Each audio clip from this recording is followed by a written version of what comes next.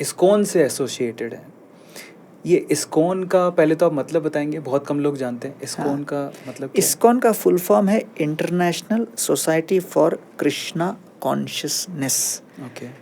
अच्छा, इसका अर्थ क्या है कि मान लीजिए आप एक बहुत बड़ी इमारत को देख रहे हैं और उस इमारत आपके सामने बहुत बड़ी 40 मंजिला इमारत है, तो बहुत बड़ी है अपने सामने।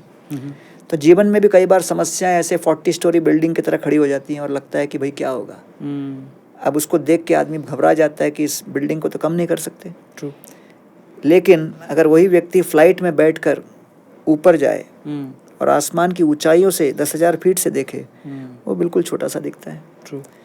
तो इसलिए we have limited control over our circumstances but unlimited control over our consciousness. हमारी परिस्थितियों के ऊपर सीमित नियंत्रण है, लेकिन अपनी चेतना के ऊपर असीमित मात्रा में नियंत्रण है। वाह। इस बात को लेकर हम लोगों को ये ज्ञान देना चाहते हैं गीता के आधार पर कि भाई आप अपनी चेतना को फ्लाइट के माध्यम से ऊपर ले जाइए, और जब आपकी चेतना 10,000 फुट पहुंच जाए तो बड़ी से बड़ी समस्याएं आपके जीवन में जो चल रही हैं, वो समस्याओं का आकार कम नहीं होगा, लेकिन जिस दृष्टिकोण को आपने अपनाया उससे वो समस्या छोटी लगने लगेगी। तो ये बहुत महत्वपूर्ण है आज के युवा पीढ़ी को समझना।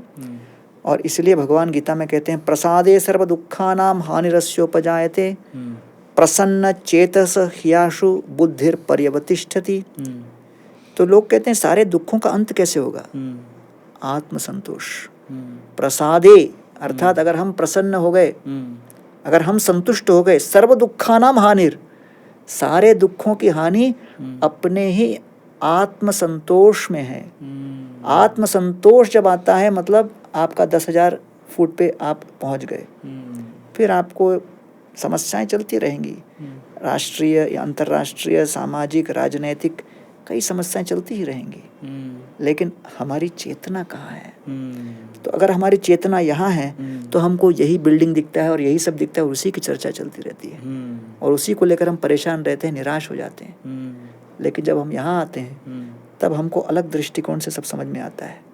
इसलिए इसको कहते हैं discipline. Discipline is the fusion of intention with action.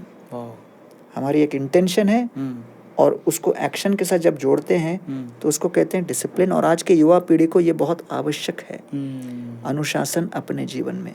सत्य वचन। क्योंकि worry is the loan we take on money we have never taken. तो कॉन्स्टेंटली हम लोग इसी के विषय में सोचते रहते हैं। तो इसलिए when you are walking on the path of life then you should be just passing by the thorns and not pressing on the thorns. क्योंकि thorns तो रहेंगे, True. लेकिन अगर उसको आप अपने पैरों पे लगकर अगर उसी के ऊपर ध्यान देते रहे तो फिर वहीं बैठ जाओगे, एक एक कांटा निकालते रहोगे। You have to pass by the thorns, not press the thorns.